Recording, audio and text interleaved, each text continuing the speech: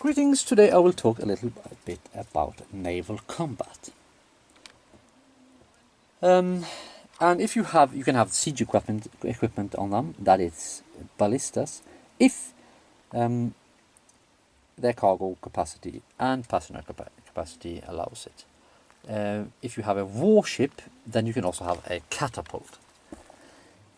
Yes, and you have rules here for how combat works and how damage to the vessel will influence its performance. One of the major things that you will probably experience when you play this game is that you might want to try to avoid another ship. And here are rules for naval pursuit and evasion, which of course are very similar to the rules for evasion in the basic rules. You have rules for ramming, because if you have a warship you can just ram the other ship and sink it or damage it, or make sure that it doesn't evade you, because you influence its performance when you damage it. Some little rule here for maintaining armor and equipment, a little morale rule clarification, and then we arrive at mass combat. This is done in a very, I think, simple way here. You just take, if you have too many hirelings or fighters, let's call it that, on your side, then you don't really, if you have 100 guys on your side, normal combat rules that you can find in the basic rules might be a little bit cumbersome. And therefore, these rules enable you to do it much more quickly and easy. And what you do is you basically just create 6-man units that I have used. Here's an example. You take these men and you divide them into 6-man units. And there are rules for how to do that and how this will influence combat will be done this way and so on. And this also removes, for example, critical damage, which speeds up the combat even more. And of course you roll for morale for units instead of individuals.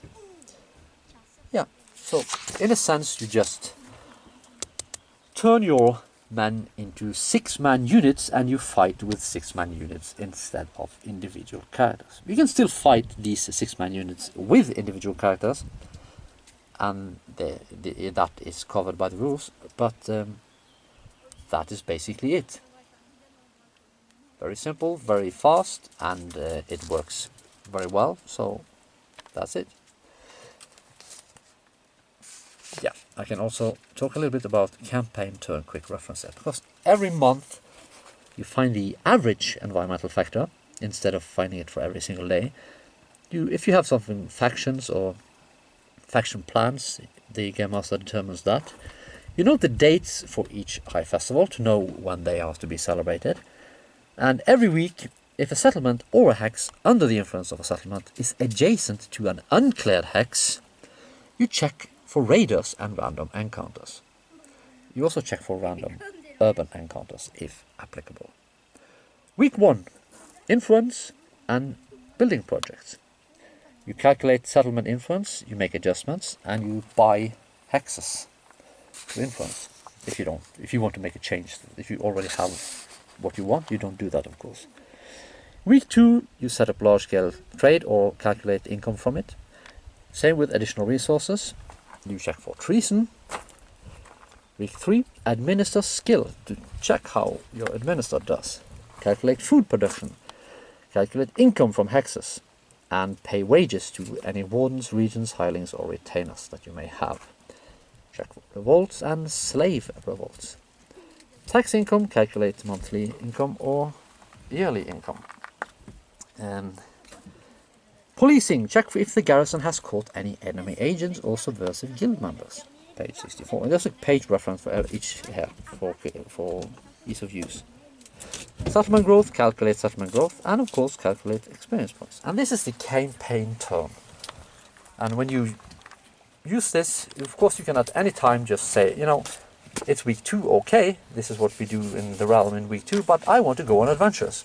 And you do that, and then you just pause this and use normal time instead.